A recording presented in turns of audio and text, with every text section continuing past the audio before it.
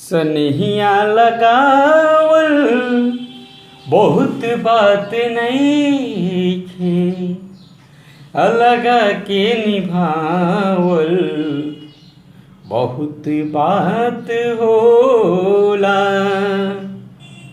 सनहिया लगावल बहुत बात नइखे, अलगा के निभावल बहुत बात होला।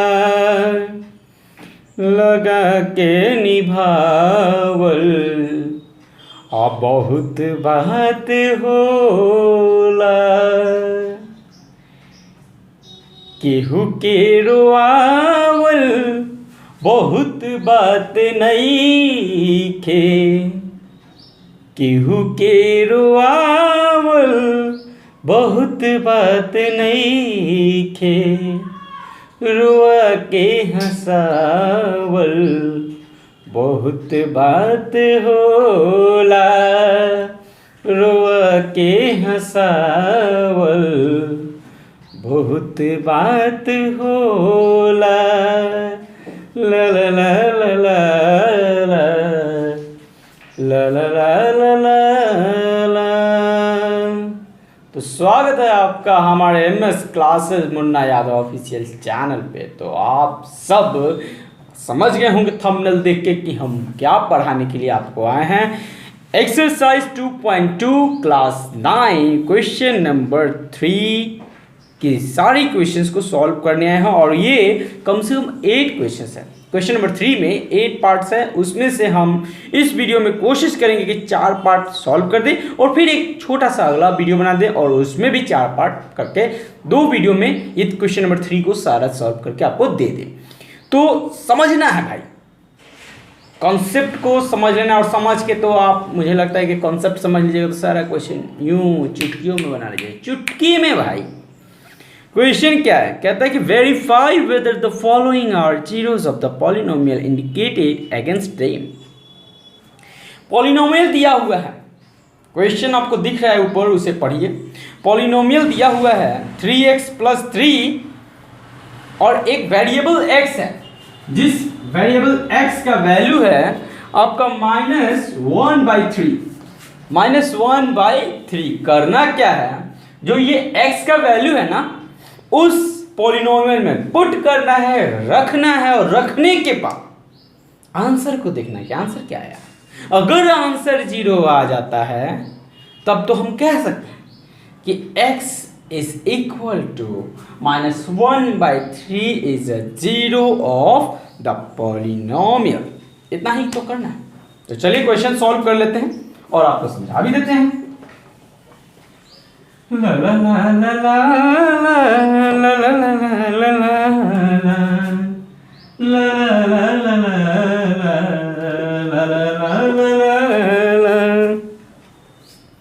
समझ न पौनी तुहार असली इरादा, रूपवा के जाल में धरा गई निधादा।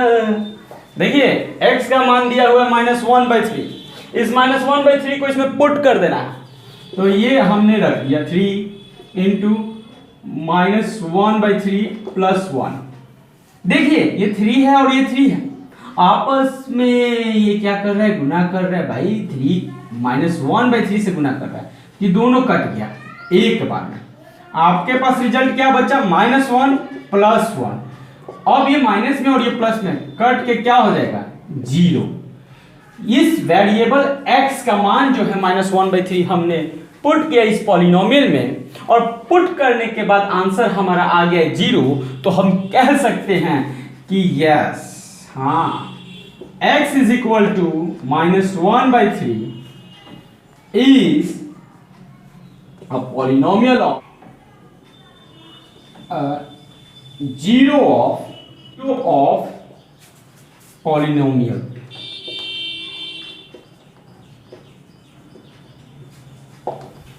Yes, x = -1/3 is a 0 of polynomial। समझ में आया? x का जो वैल्यू दिया है उसे हमें पुट कर देना है पॉलिनोमियल में। अगर आंसर 0 आ गया तब तो आप कह सकते हैं yes x is equal to -1/3 is a zero of the polynomial. समझ में आ गया? अब अगला क्वेश्चन बना लेते हैं। तो सेकंड क्वेश्चन पे आ चुके हैं हम। सेकंड क्वेश्चन में x जो वेरिएबल है उसका वैल्यू है 4/5। क्या है वैल्यू? 4/5। अब मुझे पॉलिनोमियल, इस पॉलिनोमियल में 4/5 को x की जगह पे रख देना है। तो रख देंगे भाई 5 इंटू 4/5 माइनस 5। ध्यान दीजिएगा भैया, ये 5 और ये 5 कट गया, आंसर बच गया 4 माइनस 5। क्या ये 0 के बराबर है? नहीं है। सिंपल कहेंगे no, x is equal to 4/5 is not zero of polynomial या p of x। Second question बन गया।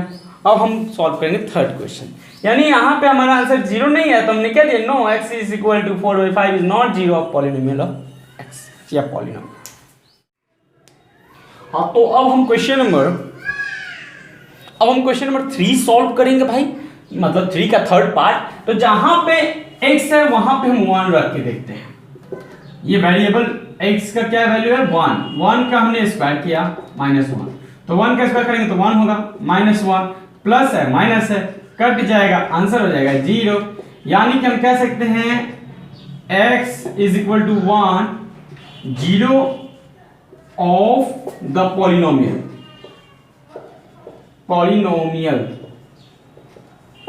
फिर -1 रखते हैं। नाउ x की जगह पे 1 रख के देखा तो आंसर 0 आया, तो हम कह सकते हैं x is equal to 0 of the polynomial. अब हम क्या करेंगे कि x की जगह पे -1 रख के देखेंगे। जब -1 रखेंगे -1 का स्क्वायर -1, तो -1 का स्क्वायर करेंगे तो 1 हो जाएगा, फिर -1 और 1 आपस में कट के क्या हो जाएगा? 0। यानी देखिए x की जगह पे -1 भी रखे तो 0 ही आया। तो हम तो कह ही सकते हैं कि x इज इक्वल टू -1 तो हम तो कह ही सकते हैं भाई कि x is equal to -1, 0 of the polynomial.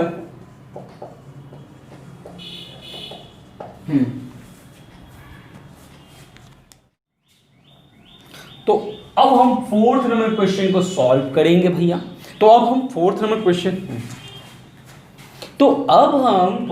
Question को सॉल्व करेंगे। अब फोर्थ नंबर क्वेश्चन में देखिएगा जरा, ध्यान दीजिएगा। x की जगह पे आपको -1 रखना है और x की जगह पे 2 रखना है, और देखिए किसको रख के आंसर आता है क्या आपका? 0। तो 0 लाना है आंसर, x के जगह पे -1 रख के आगे बढ़ना है, x के जगह पे -1 रख के आगे बढ़ना है। ये -1 है +1 है, आपस में कट जाएगा, हो जाएगा 0। -1 -2 मिलके हो जाएगा -3। अब ध्यान दीजिएगा, एक बात को समझ में नहीं आया। -3 और 0 आपस में मल्टीप्लाई करेगा तो होगा 0, क्योंकि आप अच्छे तरीके से जानते हैं कि 0 में किसी नंबर से मल्टीप्लाई करिएगा तो आंसर क्या आएगा? 0 ही आएगा। तो चलिए, ये हो गया कंप्लीट।